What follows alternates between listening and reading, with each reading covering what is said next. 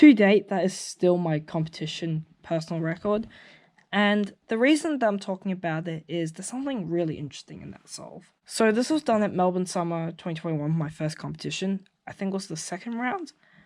And you gotta keep in mind that I used Ortega back then. So I did do the orange, and this is what I would do for CLO. For CLO, I would insert this corner here. Although it's wrong, I still have this corner, and I just insert it, then insert this. That would have left me with an alright CLO case. But here's what I did. I gotta say that these aren't the exact colors, but it's pretty much the same thing. So what I did is I basically inserted this corner to make like kind of 3, and then cancelled into inserting this corner. And then I noticed that I had, so here are the two critical things. We have an adjacent swap on the bottom, and the overlaw is a pi overlaw. So immediately what I did is rotated, and what I did is that really easy EG1 pi case. Now, although this isn't the correct corner permutation, I did it anyway, and I just did a J-perm. And that got me a 3.21. So the reason I think this was good, now the rotating bit I'll get to later, but the reason I think this was pretty good is it saved me from doing basically a long pi overlaw algorithm into a PBL algorithm. But what I could do is do a short algorithm and then do a very fast J-perm, which I still think that's actually worth it.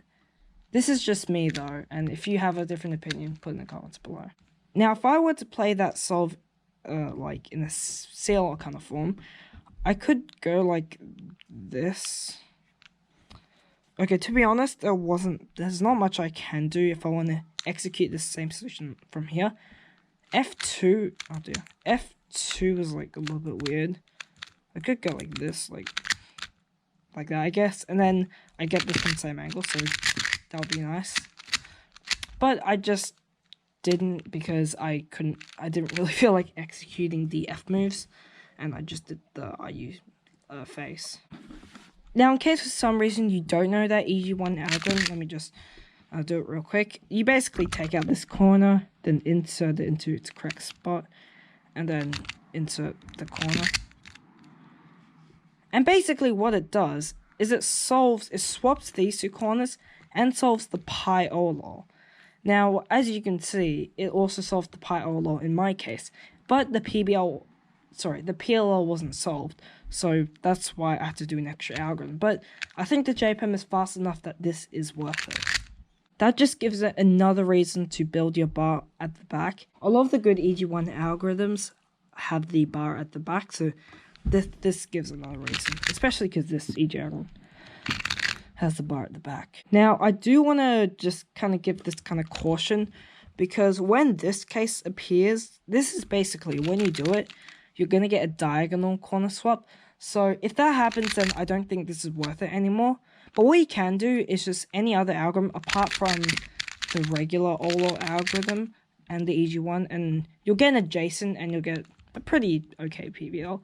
So for example, you could do this and you'll get this, so you can basically just do it from the back. Or you could do this one, and believe it or not, I still use these in some of my solves.